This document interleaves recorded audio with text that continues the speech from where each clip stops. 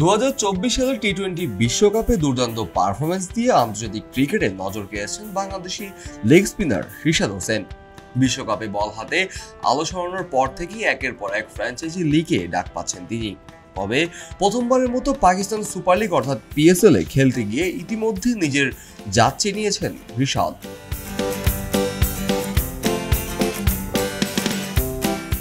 PSL এর লাহোর কালান্দার্সের হয়ে 4 ম্যাচে 8 উইকেট নিয়ে দলের অন্যতম সেরা পারফর্মার হিসেবে জায়গা করে নিয়েছেন রিশাদ।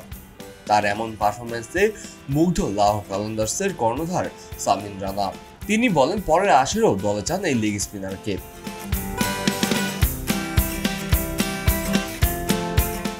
লাহোর কালান্দার্সের এই কর্ণধার সামিন রানা বলেন, অবশ্যই পরের মৌসুমে রিশাদকে চাই। রিশাদ এই মৌসুমে খেলছে, এখনো মৌসুম শেষ হয়নি। আমাদের দলে 20 জন আছে, তার মধ্যে কন্ডিশন ও কম্বিনেশন বিবেচনা করে 4 জন বিদেশি খেলোয়াড়কে খেলাতে পারি, তাই প্রতিপক্ষ অনুযায়ী একাদশ সাজাতে পারি। আমরা অপেক্ষায় আছি কখন রিশাদ আবারও একাদশে ফিরবে, সুযোগ পেলেই আবারও সে খেলবে।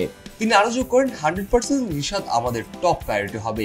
ড্রাফটের নিয়ম আমরা এখনো হাতে পাইনি, তবে রিশাদ আমাদের রিটেনশন টপ লিস্টে থাকবে। আমি তাকে আবারও দলে চাই।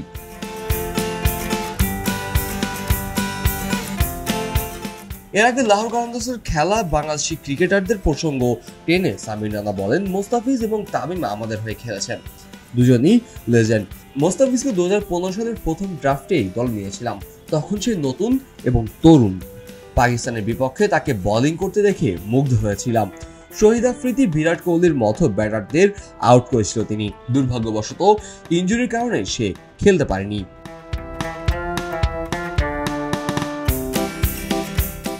ভারতের পিএসএল সম্প্রচার বন্ধ নিয়ে রানা বলেন, এটা আমাদের নিয়ন্ত্রণের বাইরে। আমি মনে করি রাজনীতি ও খেলাকে আলাদা রাখা উচিত, ক্রিকেটকে রাজনীতি মুক্ত রাখা উচিত। লাহোরের সোশ্যাল মিডিয়া ব্লকড হওয়ার অবাক হয়েছি। ভারতেও আমাদের অনেক সমর্থন আছে, অনেক ট্রাফিক সেখান থেকেও আসে। আশা করি ভবিষ্যতে এমনটা হবে না।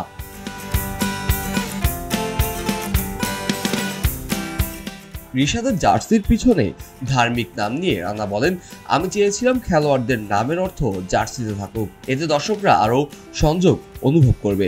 বিশ্বকাপে দুর্দান্ত পারফরমেন্সের পর পিএসএল নিজেকে প্রমাণ করায় ফ্র্যাঞ্চাইজি ক্রিকেটের ভবিষ্যৎ তারকা হিসেবে নিজেকে প্রতিষ্ঠিত করছেন রিশাদ হোসেন। কাজী মোহাম্মদ আরাফাত, কে স্পোর্টস, খবরের কাগজ। খবরের কাগজ, নিখাত, নির্ভীক,